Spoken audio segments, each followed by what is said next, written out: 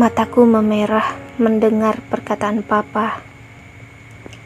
Papa tak menerima alasan apapun. Kamu harus menikah dengannya. Gelegar suara Papa kembali menyambar telingaku. Aku benar-benar tak berdaya. Ini artinya Papa menjualku.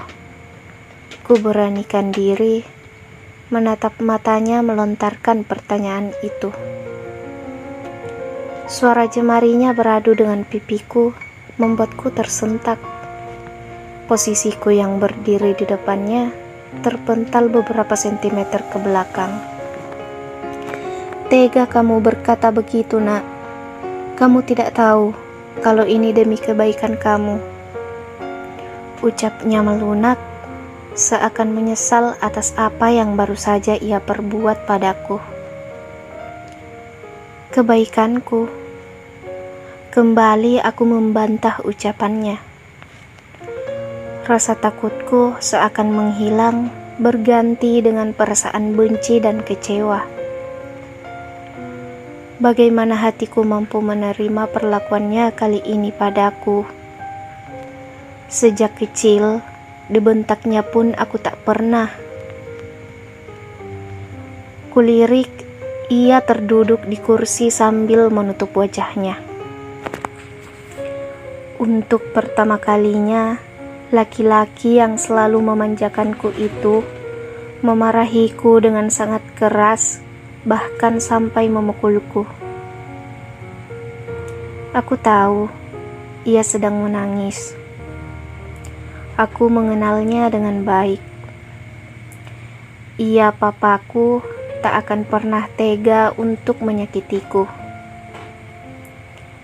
Winda, sini nak. Dengan suara berat, ia melambaikan tangannya, mengisyaratkan agar aku mendekat padanya. Langkahku sedikit ragu untuk menghampirinya. Win, kali ini Papa mohon padamu, menikahlah dengan anak Pak Handoko. Dia pemuda yang baik, Papa jamin. Ucapannya terdengar lirih dan memohon. Aku tak sanggup menahan jatuhnya kristal bening di mataku. Aku memeluk laki-laki tua itu dengan perasaan bersalah karena telah menyakiti perasaannya. Pa, ini bukan karena hutang Papa kan? Ucapku mencoba memastikan niatnya menikahkanku dengan pemuda yang sama sekali tidak aku kenal.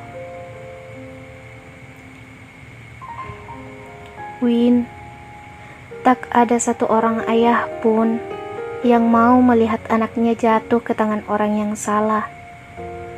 Percayalah kata-kata Papa. Tak mungkin Papa menyerahkanmu pada orang yang salah.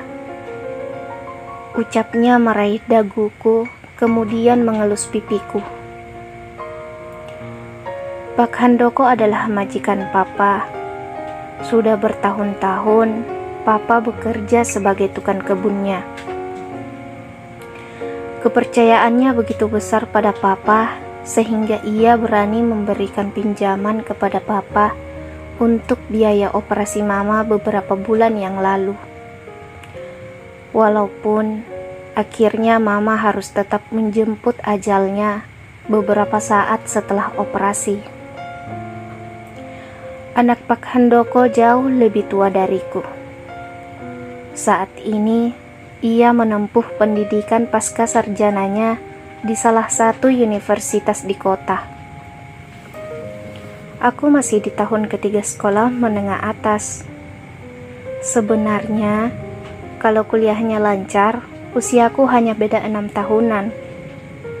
Tapi, karena ia pernah beberapa kali cuti kuliah, ya perbedaan usia kami sekitar 10 tahunan. Sungguh pertautan usia yang sangat jauh. Pak Handoko sepakat untuk menganggap hutang Papa lunas jika aku bersedia menikah dengan anaknya. Entah pertimbangan apa sehingga ia mengambil keputusan seperti itu. Padahal, andaikan ia mau, pasti ia bisa mendapatkan menantu yang cantik dan kaya.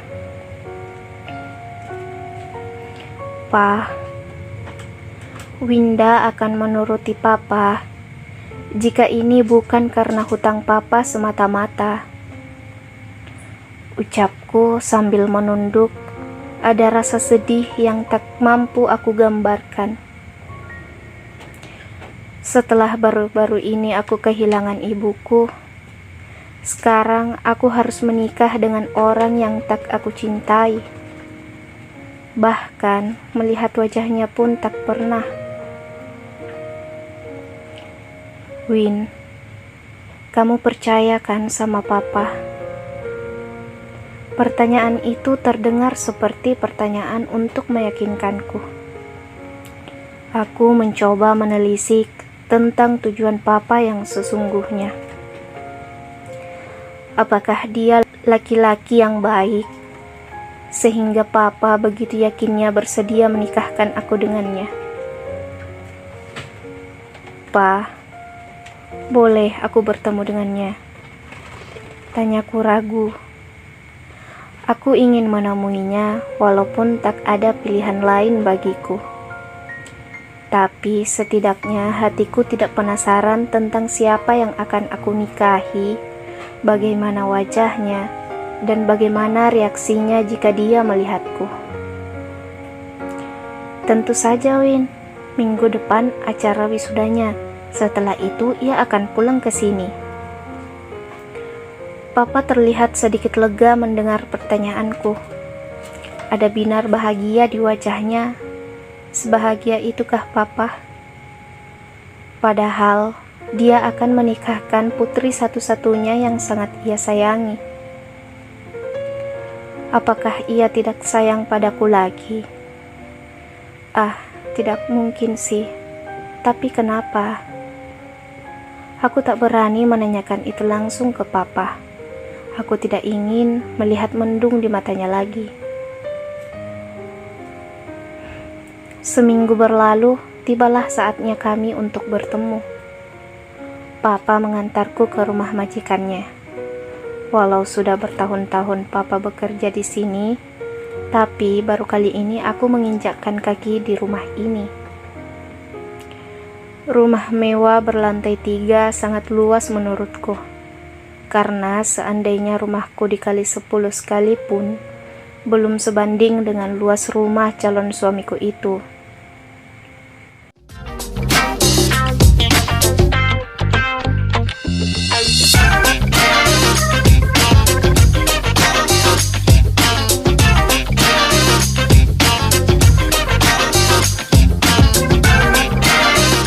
Aku melangkah masuk dalam pekarangannya yang luas, dengan berbagai macam merek mobil di garasinya. Masya Allah, kekayaannya luar biasa. Aku baru menyaksikan rumah semewah itu. Bahkan, grendel pintunya seperti berlapis emas menurutku sih. Sosok lelaki seumuran Papa keluar menyambut kami dengan senyum hangat. Lelaki yang sering berkunjung ke rumah sakit saat ibu dirawat. Pak Handoko, lelaki parubaya yang selalu tersenyum. Wajah tuanya tak kehilangan pesona, karena hiasan senyum tak pernah absen dari bibirnya. Masuk nak, Raka ada di dalam menunggumu. Ucap lelaki ramah itu meraih pundakku. Dia bersikap seolah aku ini adalah anaknya.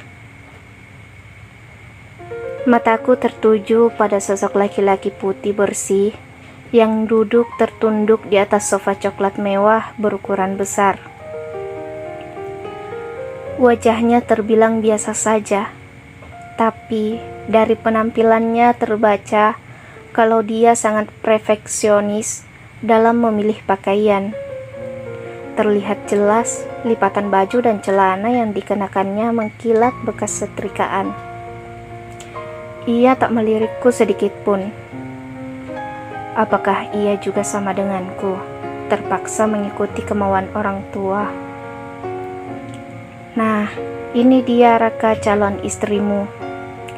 Ucapan Pak Handoko membuat darahku berdesir.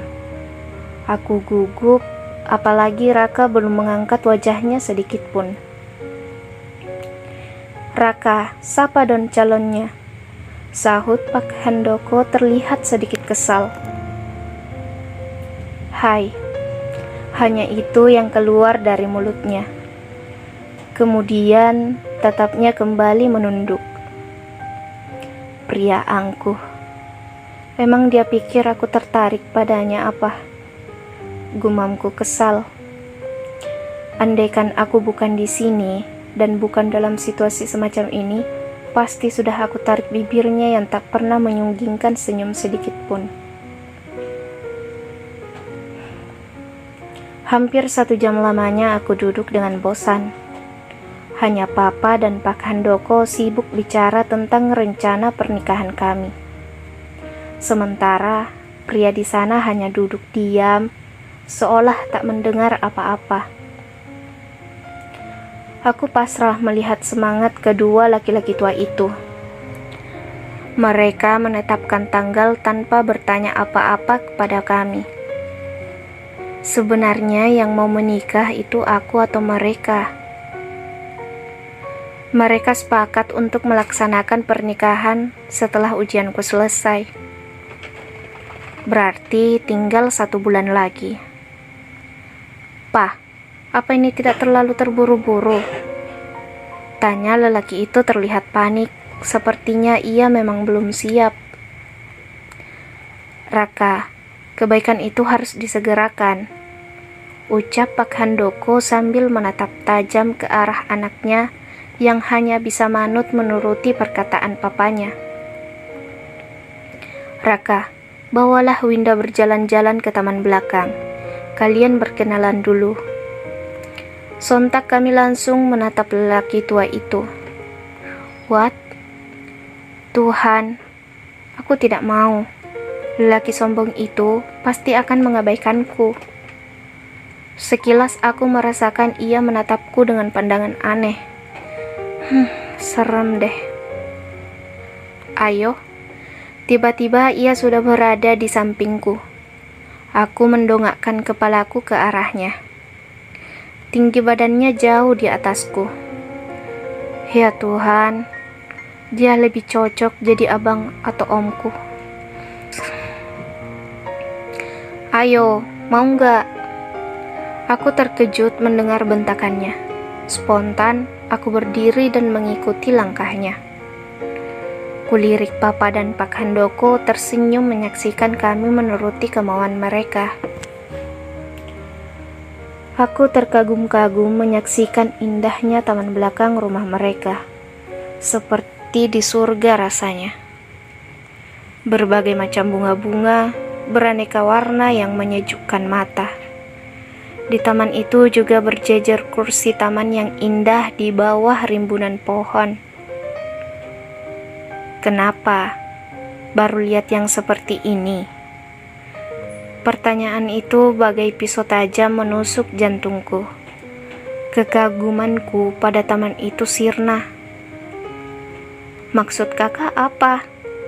Ucapku sedikit membentak. Aku kesal dengan pertanyaannya yang terkesan merendahkan aku. Walaupun hati kecilku mengakui kalau aku memang baru menyaksikan taman seindah ini. Aku benar kan? Tanyanya sambil tersenyum mengejekku. Aku melangkah meninggalkannya, tapi ia malah menarik tanganku.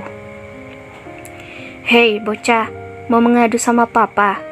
Dasar bocah.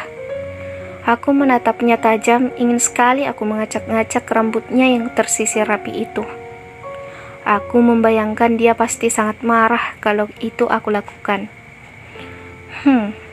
Aku tersenyum kecil membayangkannya. Lo kok malah senyum? Benar kan kamu mau mengadu? Ucapnya terlihat kesal. Sorry ya, Aku bukan orang seperti itu, sahutku memonyongkan bibir ke arahnya. Ih, andaikan bukan karena papa sudah kujewel kupingmu itu. Ucapnya mulai gregetan dengan sikapku. Sama, andaikan bukan karena papa sudah kuacak-acak rambut kakak. Hahaha. Aku tertawa sekali lagi membayangkan itu. Dasar bocah, umpatan itu keluar lagi dari mulutnya sehingga memancing emosiku. Dasar om-om, sahutku membalas umpatannya. Dia menarik jilbab yang aku kenakan dan mendekatkan wajahnya pas di hadapanku. Aku sedikit ketakutan, tapi aku berusaha pura-pura menantang. Om, ini namanya pelecehan. Menarik jilbab orang itu pelecehan, ucapku sedikit terbata-bata. Ia menjauhkan wajahnya dariku, aku menarik nafas lega. Baiklah, tapi sebelum menikah, aku ingin kita membuat perjanjian, ucapnya kemudian dengan wajah serius. Perjanjian? Perjanjian apa, Kak? Tanyaku penasaran. Perjanjian pranikah, ucapnya santai. Kayak artis saja, rutukku.